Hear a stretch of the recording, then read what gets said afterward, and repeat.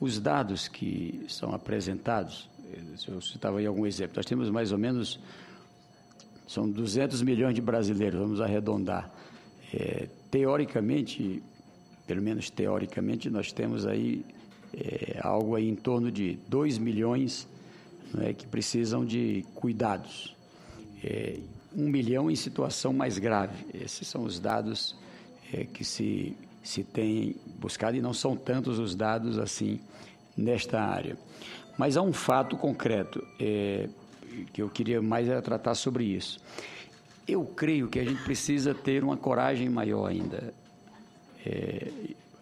Diz respeito ao álcool, né? A gente faz toda esse olhar em relação ao crack, e acho que vale a pena. Acho que o dado...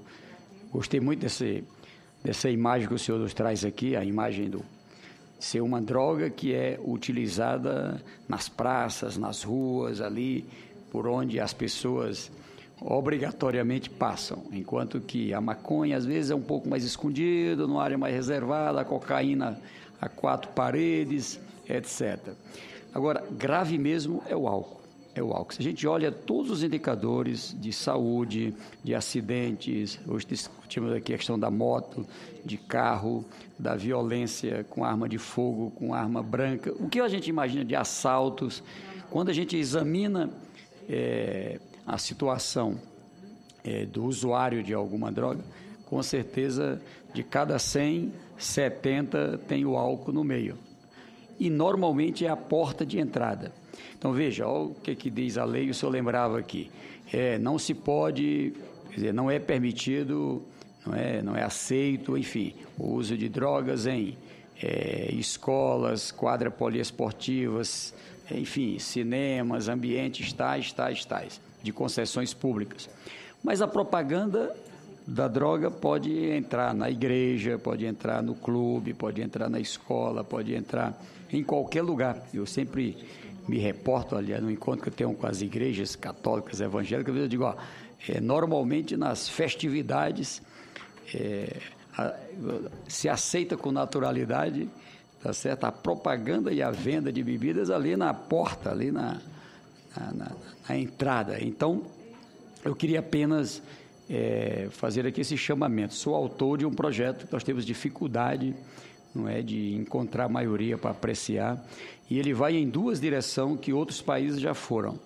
Uma delas, primeiro desse arcabouço, acho que a senadora Ana Amélia, o senador Moca, o senador Ciro já puxou aqui, eu acho que Vossa Excelência colocou bem, tem uma concordância aqui nos conceitos aqui colocados, mas vejam, aqui são 2 coisas que nós estamos trabalhando. Uma primeira é de fazer o Brasil ter a mesma coragem em relação ao álcool que tivemos em relação ao cigarro.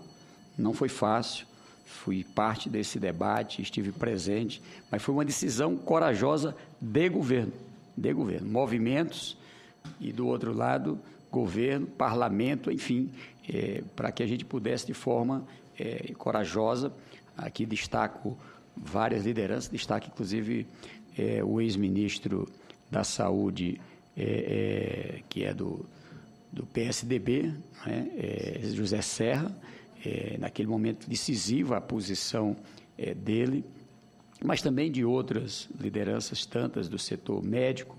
E, veja, a Organização Mundial de Saúde já resolveu esse ponto. Os países que têm menos incidência na sua população de drogas, que têm uma política nessa direção. Quer dizer, não é proibir a bebida, não é proibir a venda, não é proibir a comercialização, mas proibir a propaganda, porque a propaganda induz em canal aberto, como a gente tem no Brasil, com o uso de artistas, de atletas. Vamos viver agora a Copa das Confederações. Você vai ver a enxurrada de propaganda, de bebidas, casado com o futebol, que vamos dizer assim, é um glamour nacional. Então, não está correto isso. Eu acho que a gente precisa ter uma posição corajosa. Eu tenho conversado com a presidenta, tenho conversado com o ministro Alexandre Padilha, com o ministro da Justiça, José Eduardo Cardoso.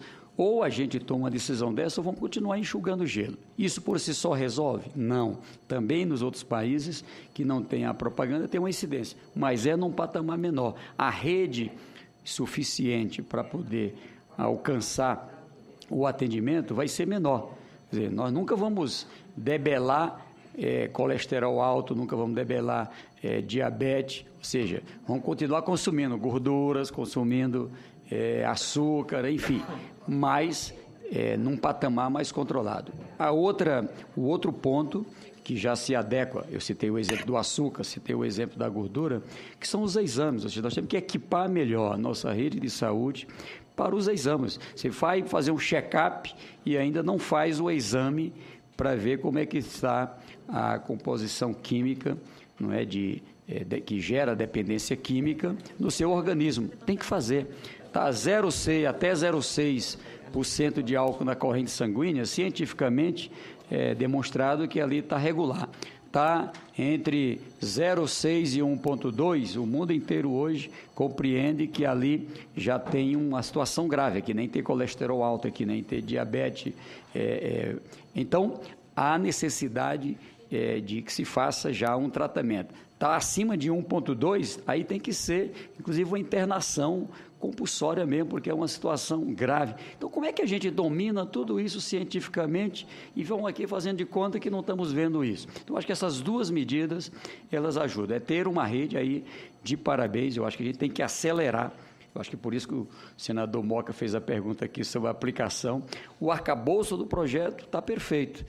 Você ter nas principais polos unidades de intoxicação, você ter aí uma rede, não é, que eu aprendi um nome adequado, que não é nem de comunidade terapêutica, que gerava toda essa discussão sobre manicômios, etc., mas a unidade do acolhimento e da ressocialização. Se a gente der conta desse arcabouço, eu acho que a gente tem condição de evitar tantos dramas que encontramos. Eu quero, na verdade, aqui mais parabenizá-lo e, se Deus quiser, estarmos juntos aqui também nesse desafio.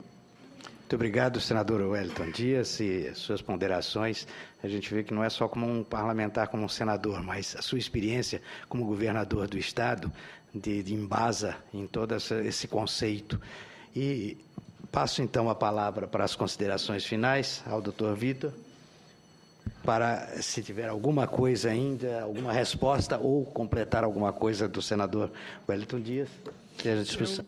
Se me permite, senador Cido, eu queria apenas reforçar este conceito aqui trazido uma vez mais pelo senador Wellington Dias, de que, de fato, a droga que mais incomoda o país certamente é o álcool, porque é a droga de maior consumo entre todas as populações segmentadas.